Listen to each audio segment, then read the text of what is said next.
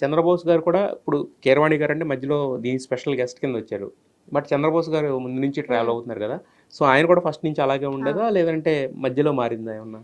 So, నేను చెప్పినట్టుగా 'Chandrabose' sir of course first ఎపిసోడ్‌లో నేను చిన్నప్పటి నుంచి చూసాము. ఇంత హార్డ్ వర్క్ చేసిన ప్రవృత్తి అంత ఏకాగ్రతతో పాడుతదని చెప్పారు. హ్మ్.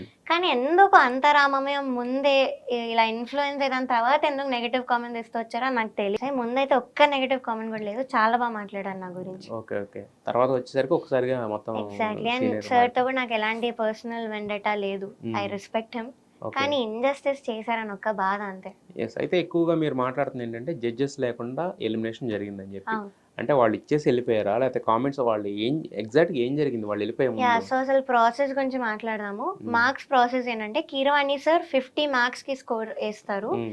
And Chandrabose sir, Sunitha ma'am ఇద్దరు 25 ఈచ్. హ్మ్. సో, ఆ మార్క్స్ ఏస్తేనే నేనిప్పుడు ఎలిమినేట్ అయ్యానని వాళ్ళు అంటున్నారు మరి. నాకు స్కోర్స్ తక్కువొచ్చాయని. హ్మ్.